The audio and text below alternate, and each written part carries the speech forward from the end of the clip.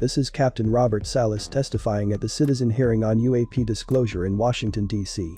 Captain Salas describes how his command of 10 Minuteman nuclear missiles was shut down and taken offline by an alien spacecraft when he was working for the United States military at Malmstrom Air Force Base. The alien spacecraft was hovering above the missile silo, and Captain Salas lost control of our nukes. This is one of many known events occurring modern day where these objects mess with our country's most powerful defensive weaponry systems. Contacts and events like this are commonplace and are ongoing. The first conversation you heard was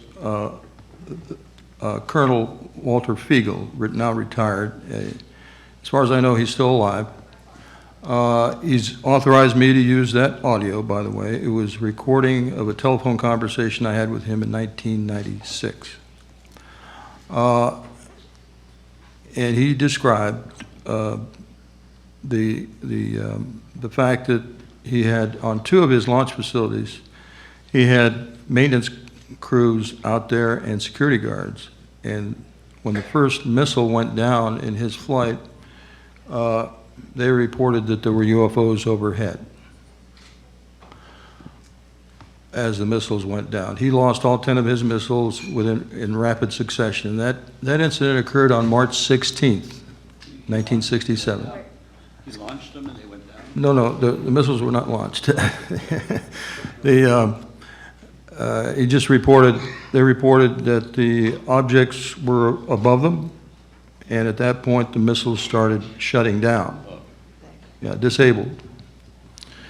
The second audio recording you heard was that of Colonel Mywald talking about the fact that we had security light violations and we had to send guards out to one or more of the LFs. And they reported seeing the UFOs again. By the way, I've got more audio available that's where Colonel Mywald supports my entire statement about what occurred. So he was consistent on supporting this for up until the time he passed away last year.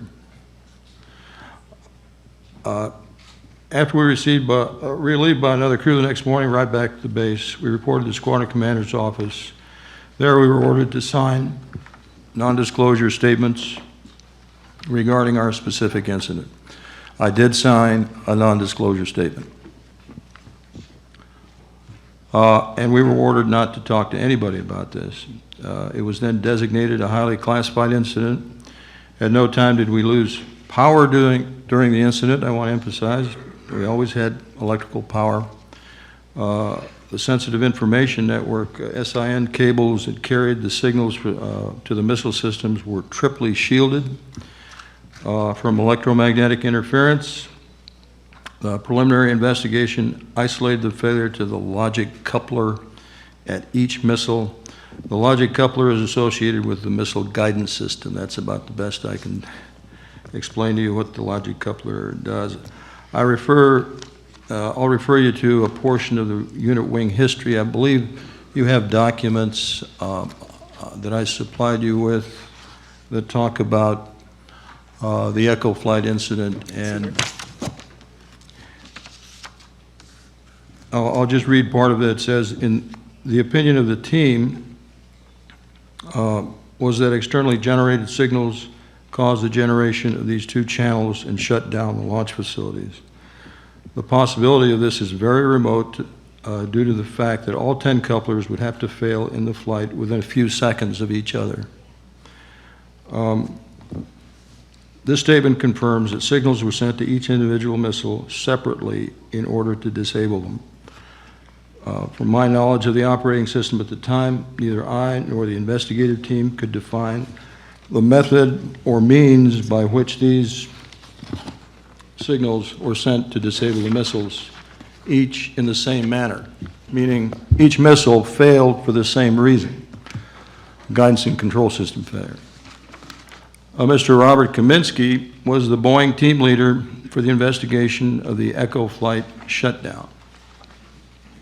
In a response to our inquiry, he stated, "This kind of event is virtually impossible once the system was up and running. The team met with me to report their findings, and it was decided that the final report would have nothing significant in it to explain what happened at Echo flight. The citizen hearing on UFO disclosure set out to accomplish what the US Congress had failed to do for 45 years, seek out the facts surrounding the most important issue of this or any other time, evidence pointing toward an extraterrestrial presence engaging the human race.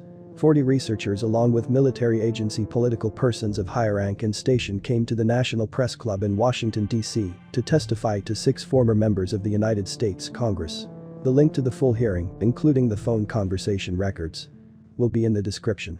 We are getting closer and closer to finally knowing some information. By the 26th of June as the deadline, Pentagon reports will have been released to the public, disclosing information about these weird encounters. Be sure to subscribe to know everything regarding the reports as soon as they get released.